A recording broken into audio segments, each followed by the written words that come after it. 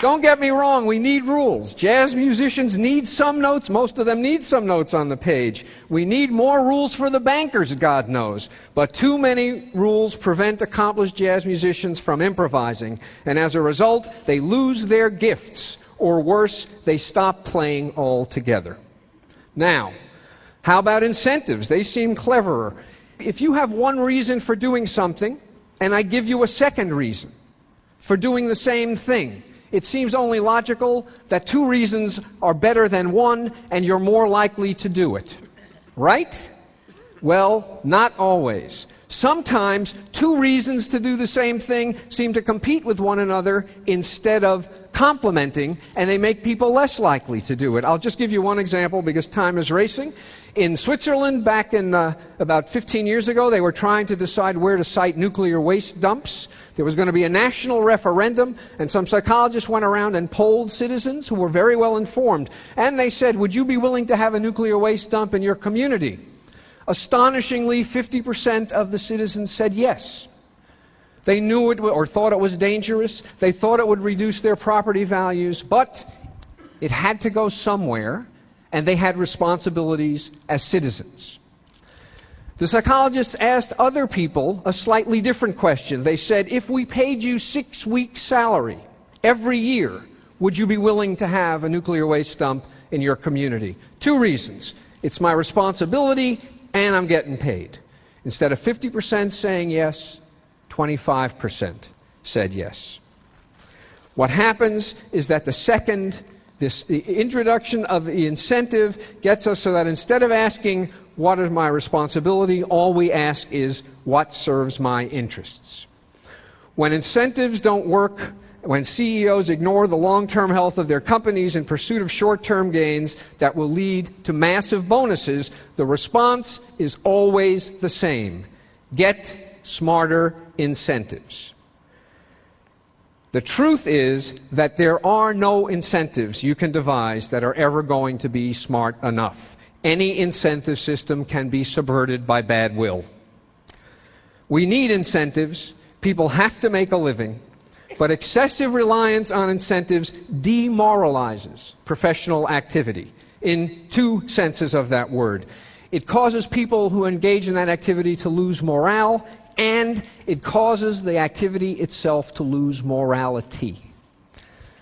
Barack Obama said before he was inaugurated, we must ask not just is it profitable, but is it right? And when professions are demoralized, everyone in them becomes dependent on, addicted to incentives, and they stop asking, is it right? We see this in medicine. And we certainly see it in the world of business.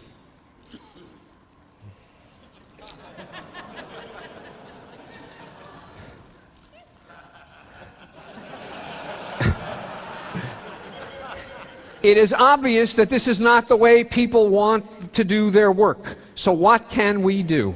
A few sources of hope. We ought to try to remoralize work. One way not to do it: teach more ethics courses. There is no better way to show people that you're not serious than to tie up everything you have to say about ethics into a little package with a bow and consign it to the margins as an ethics course. What to do instead? 1, celebrate moral exemplars. Acknowledge when you go to law school that a little voice is whispering in your ear about Atticus Finch. No 10-year-old goes to law school to do mergers and acquisitions. People are inspired by moral heroes. But we learn that with sophistication comes the understanding that you can't acknowledge that you have moral heroes. Well, acknowledge them, be proud that you have them, celebrate them, and demand that the people who teach you acknowledge and celebrate them too. That's one thing we can do. I don't know how many of you remember this. Another moral hero, 15 years ago, Aaron Feuerstein, who was the head of Malden Mills in Massachusetts. They made Polartec. The factory burned down. 3,000 employees. He kept every one of them on the payroll. Why? Because it would have been a disaster for them and for the community if he had let them go. Maybe on paper our company's worth less to Wall Street, but I can tell you it's worth more. We're doing fine. Just at this TED, we heard talks from several moral heroes, two particularly inspiring to me. One was Ray Anderson, who turned a part of the evil empire into a zero footprint or almost a zero footprint business. Why? Because it was the right thing to do. And a bonus he's discovering is he's actually going to make even more money. His employees are inspired by the effort. Why? Because they're happy to be doing something that's the right thing to do. Yesterday we heard Willie Smits talk about reforesting in Indonesia. And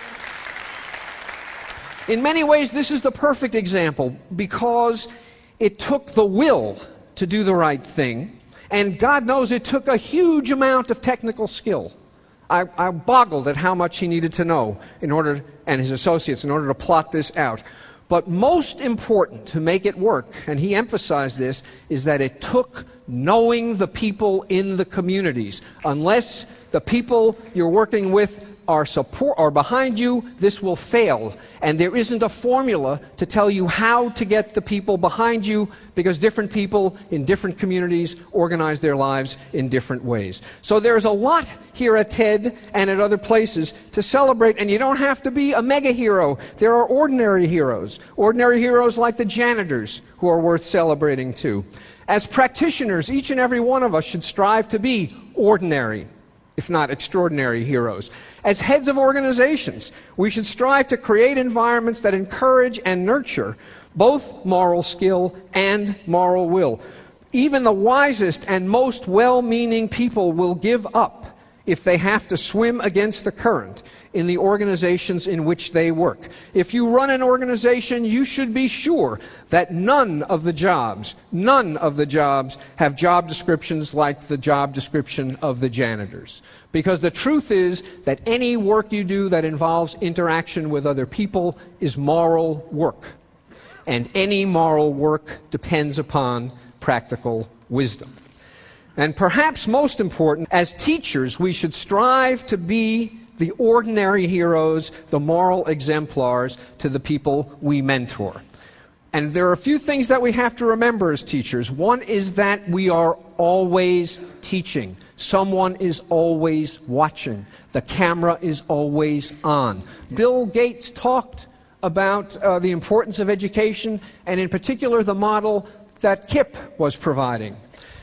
Knowledge is power, and he talked about a lot of the wonderful things that Kip is doing to take inner city kids and turn them in the direction of college.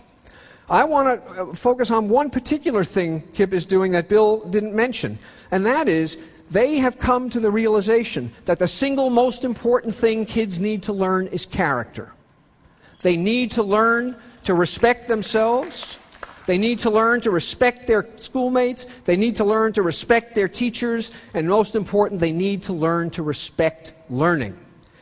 That's the principal objective. If you do that, the rest is just pretty much a coast downhill. And the teachers, the way you teach these things to kids is by having the teachers and all the other staff embody it every minute of every day. Obama appealed to virtue, and I think he was right. And the virtue that we need above all others, I think, is practical wisdom, because it's what allows other virtues, honesty, kindness, courage, and so on, to be displayed at the right time and in the right way. He also appealed to hope. Right again. I think there is reason for hope. I think people want to be allowed to be virtuous. In many ways, it's what TED is all about. Wanting to do the right thing in the right way for the right reasons. This kind of wisdom is within the grasp of each and every one of us if only we start paying attention. Paying attention to what we do, to how we do it, and perhaps most importantly, to the structure of the organizations within which we work, so as to make sure that it enables us and other people to develop wisdom rather than having it suppressed. Thank you very much. Thank you. So you have to go and stand out here. So.